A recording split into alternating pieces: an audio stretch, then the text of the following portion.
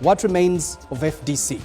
Joining me tonight is Honorable Ojara Mapenduzi, once in FDC, now standing at the independent independent ticket in Parliament. And also joining me tonight is Professor Gerard Karyeja, who is a political analyst. Let me begin with you, Honorable Ojara Mapenduzi. We've seen, of course, rumor and word going around that you've crossed to the NRM. How true is that? Well, I started seeing that on different social media platforms yesterday evening, and even now I'm seeing different people posting, and I've also seen some cartoons. But I would like to make it clear. Last Friday, during the NRM Parliamentary Caucus meeting, I was introduced and welcomed officially to be part of the Parliamentary Caucus of the NRM and to attend. And this was done in the spirit of the agreement we signed last year. I'm sure you're aware that last year in June, I signed an agreement with the NRM to cooperate with the NRM party, being a member of Parliament on independent ticket. But what I would like to state clearly is that I came to Parliament on the independent ticket. I haven't crossed to any political party because I know what the law states. There is a clear requirement if you want to move from one political party to the other, if you are a serving member of Parliament, and I am very much aware of that. But the stories I am reading and the attending of the NRM Parliamentary Caucus is purely in the spirit of the cooperation agreement we signed last year. Let me cross over to Professor Karyeja. Prof, we've seen FDC lose prominent figures. Honorable Ojara Mapenduzi was in FDC in 2021. He ran as an independent. Now he's associating with PLU, and we don't know what next. We've seen rumor around that Honorable Abdul Katuntu is also gone out of FDC. He's also on an independent party ticket, and many other prominent figures, including those in Katonga Group. My question is, can the current FDC leadership revive its party's lost glory and regain its position as Uganda's leading opposition party? Prof?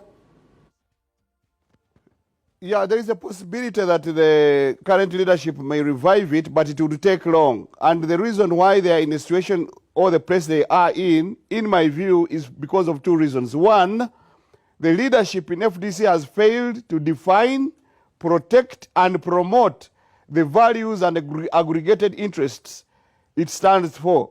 So it has been largely seen as a vehicle for electoral victory for individuals and political popularity, and less about a political party with aggregated interest to pursue. Secondly, it is like a grandchild of NRM. So it has residues of the mental programming of NRM, and that creates lack of clarity on what it actually stands for. These two reasons have been used to fissure and fracture it more to the benefit of the NRM. Let me bring in now someone that did stand on the FDC party ticket as Kampala Woman Member of Parliament on the FDC ticket. That's Honorable Nabira Nagai, who is no longer into politics, at least for now. We'll done a bit later. And we put a question to her. What is left of FDC, Honorable Nabira?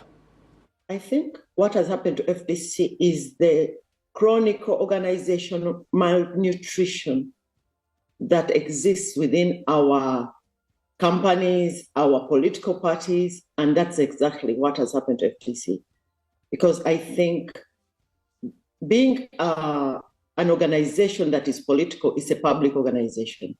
And I think most of the individuals who wanted to be at the helm of the party did not understand public administration. And why FDC is now roasting in its own hot ruins. Honorable Ojara Mapenduzi, I want to understand, you have been caucusing with the NRM in the parliamentary caucus. You've been dealing with them. You have an MOU signed with them. Is there a crime joining NRM? Well, it's not a crime to join the NRM. It's not a crime for anybody to join any political party. It's purely a decision that somebody has to take. But as I am telling you right now, if you want us to talk about the NRM, we are going to talk in the spirit of the agreement I signed with the NRM. I am not talking about crossing to the NRM. But if you want us to talk about crossing, then let's follow the law.